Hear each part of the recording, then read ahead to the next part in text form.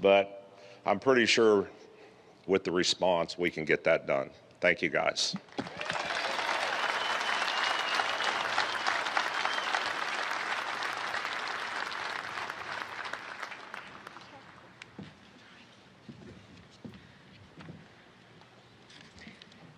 Hi.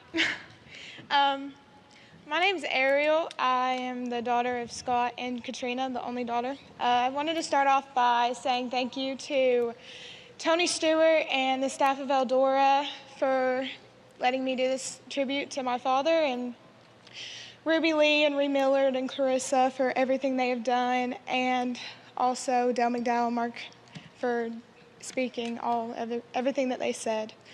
Well, I want to start out with, I was born March 1st, 06, and my father always told me that he was a mathematical genius, so I was his perfect 10 because 3 + 1 + 6 = 10. Anyways, August 16th is a day that I will never forget, but I'll always remember it in sadness. It's been 3 weeks, and I don't think I still have accepted it, even with all of y'all here. It's been hard, but I can't help to think how much that I wish that he was here with us. John 14:1-4 says, "Let not your hearts be troubled. Believe in God, believe also in me. In my Father's house are many rooms. If it were not so, would I have told you that I go and prepare a place for you? And if I go and prepare a place for you, I will come again and will take you to myself, that where I am, you may be also." If only, Dad, you could feel the tears in the world you have left behind. A lot of tears have been shed and are still falling since you have left us. Joshua 1:9 says, "Have I not commanded you? Be strong and be courageous. Do not be afraid, do not be discouraged. For the Lord your God will be with you wherever you go." Dad, you are a loss that we cannot replace. You are irreplaceable. A death ends a life, but not a relationship. All the love you created is still here. Just look around at all of us here. We are all here for one reason, and it is to honor you today and all of your accomplishments you have done. All the memories are still here with us. You live on in our hearts of everyone you have touched. Growing up, my life wasn't like all the other kids. It kind of felt like I was going on a vacation every day because I always would get on a bus and travel to all the tracks and sell t-shirts, and I would always be in Victory Lane with him. The track felt like home, especially with all the friends and family that we have made. Dad, you were a man that worked hard in your sport, craft, and job. To me, you were doing it for me. You were the biggest role model to be the best, or for me to be the best at what I love in life. I never thought there was anything that you couldn't do. There are so many memories I could speak about, but some of my favorite ones are we would always go fishing, go-kart racing, and we would go out on the boat, and he'd pull us on the tube, and we'd probably fly 15 feet off, but he would always come to my games and support me, no matter what he had to do that day.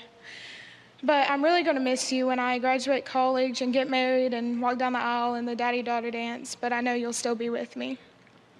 God promised us that we will see our loved ones again one day. 1 Thessalonians 4:17 says, "Then we who are alive, who are left, will be caught up together with them in the clouds to meet the Lord in the air, so we will always be with the Lord." As much as all of us needed our hero here today, heaven needed our hero more. And our Lord comforts me every day with the thought of getting to see you again. And Dad, I want to ask you to watch over me, and I will love you today, tomorrow, and forever. And I want to end with, I'm so thankful to see all of you guys here and all the bond that we share with dirt track racing and my father. I can't even tell you how thankful I am for all of y'all to be here, and thank you for all the prayers. Thank you.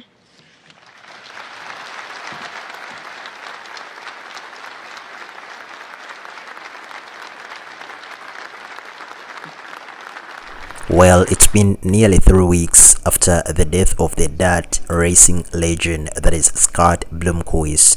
And of course, today there has been a celebration of life service in his honor at the Eldora Speedway today on September 7th, hours before the World 100, a race he won, by the way, 4 times at the famed raceway. Actually, so many people said that raceway was almost to be named the Scott Bloomquist race, because always he had to come up with a very top class, top notch performance. Bloomquist passed on in a plane incident that was on August 16th, and he was 60 years old at the time. He was considered the best dad race driver in the sport, with 19 top 5 finishes at the World 100 and being one of the fans' favorite racers. So many people have come out to pay their own tributes and of course commemorate and pay their own respects with regards to his